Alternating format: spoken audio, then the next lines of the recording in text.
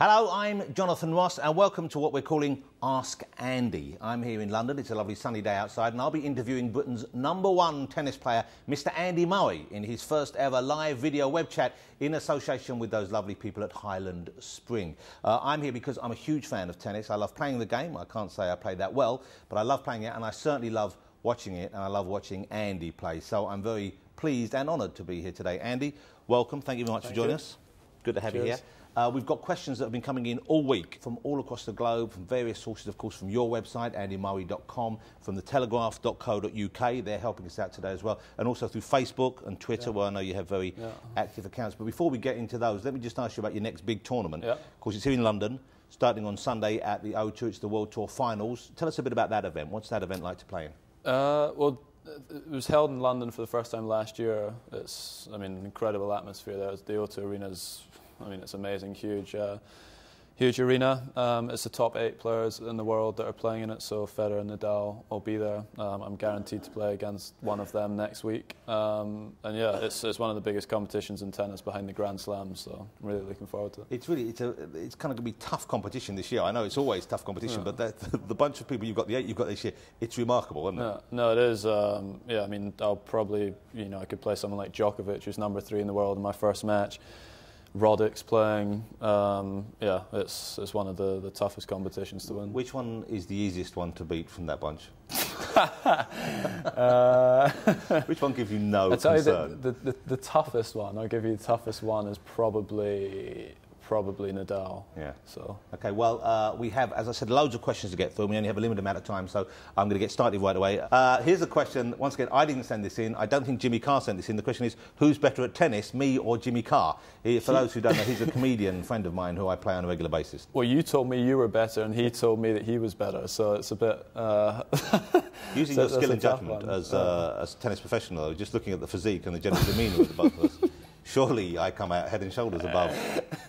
I've actually only seen you guys hit a few balls, and you did look a little bit better. Yeah.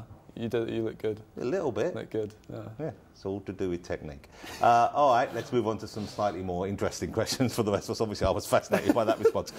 We have a question from Rose Zhu from Hangzhou province, China. She said, you captured your maiden doubles title in Valencia with your brother Jamie. Do you have any plans to partner him at Wimbledon in the next couple of years? I don't. But I would like to play with him once before we both stop. It's just the singles is best of 5 sets, and the doubles at Wimbledon is the only doubles tournament during the year where the doubles is also 5 sets. So in theory, if there's like one bad day rain, you could end up playing 10 sets of tennis in the one day, and you're then shattered for the following day. So, if I've got to concentrate on my singles just now, but I would love to play with them before I stop. Do you think people know the real Andy Murray? Do you think people... when they write about you or when they talk about you, do you recognise yourself in what they're saying? No, I think I'm very different away from like camera and stuff. I don't feel that comfortable like in press conferences or when I'm doing interviews with people from the news or whatever. I don't really feel that comfortable, so come across maybe as quite sort of defensive, but I'm not really like that with my friends. Well, I think, how would your friends describe you then? What would your friends say about you? What would they talk about when they talk about Andy? Well, there's a few of them sitting back there, but I'm very competitive, which probably comes across when I'm playing matches. That's quite obvious, but. No, I think I'm quite laid back. I try and have as much fun as possible, joke around all the time with the guys that I work with and all of my friends.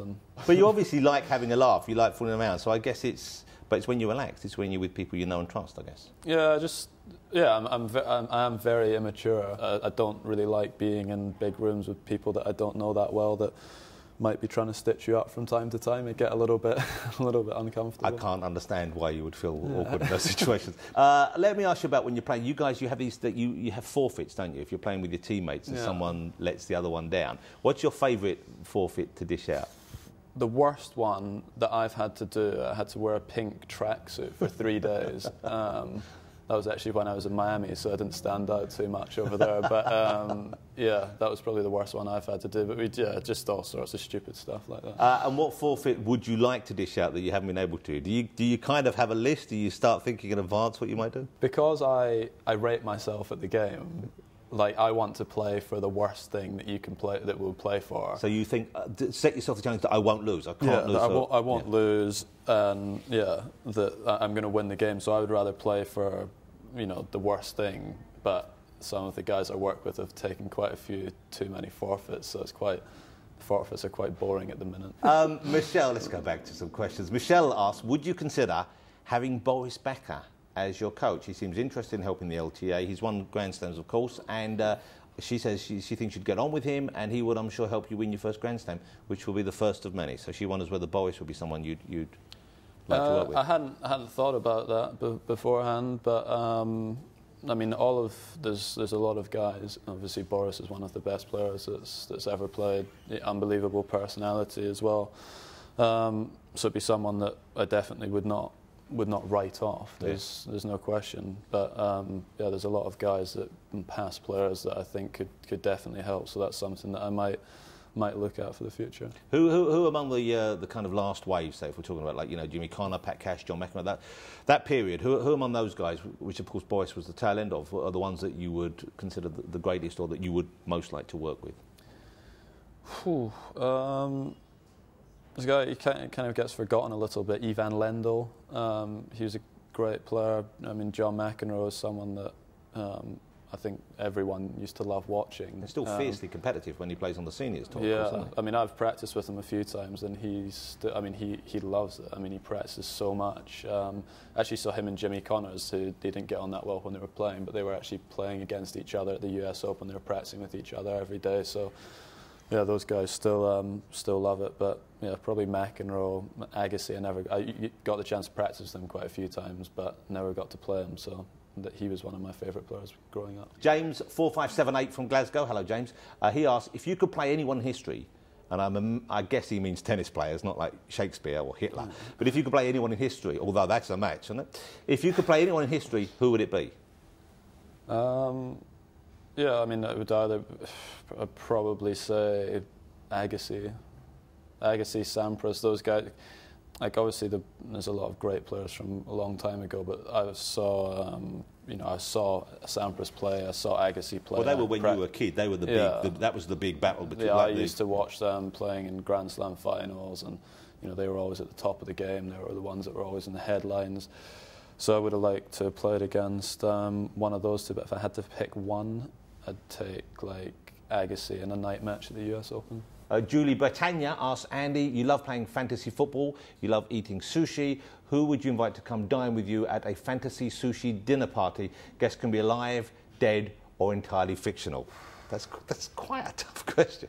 Yeah, it's an interesting. You obviously. Thank you. You. God bless you. I'm there. I've got to take someone funny. I'm not including you in that. Obviously not. Thanks for that. I know you're a fan of Ricky Gervais. Maybe. Love Ricky Gervais. Find him very funny. I like Frankie Boyle, Michael McIntyre. So yeah, one of them. Cesc Fabregas is my favourite footballer to watch. Not very funny though. Huh? Yeah. Yeah, not very funny. I would Muhammad Ali, someone I'd love to meet. Have you met Ali? I haven't met him, no, but I'd love to. Finally, we've got another one here from Lynn Davis. Okay, this involves me as well. She said that I think I'm pretty good on the tennis court. If you had to play one set against me, how many points do you think I would win? I could answer that for you if you want, but go ahead.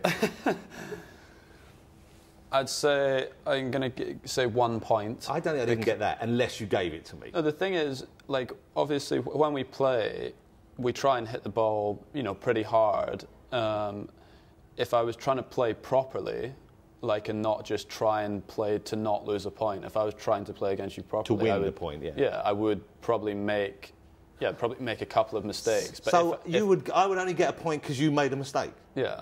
We've kind of run out of time here.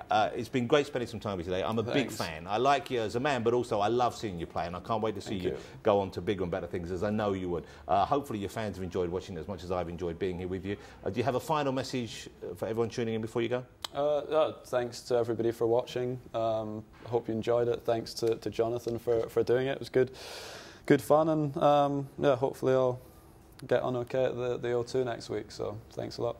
I'm going to be down there at the O2 cheering you on. I know you can watch it on TV as well, so hopefully everyone will get a chance to see it. And it's a great lineup. It couldn't be better. And good luck in advance for Wimbledon next year, of course. That's the one where we're all don't want to add to the pressure early, but you better win it soon. Finally, I would like to say a big thank you for watching on behalf of me, and of course, thank you, Andy. But on behalf of Andy, thank you and goodbye.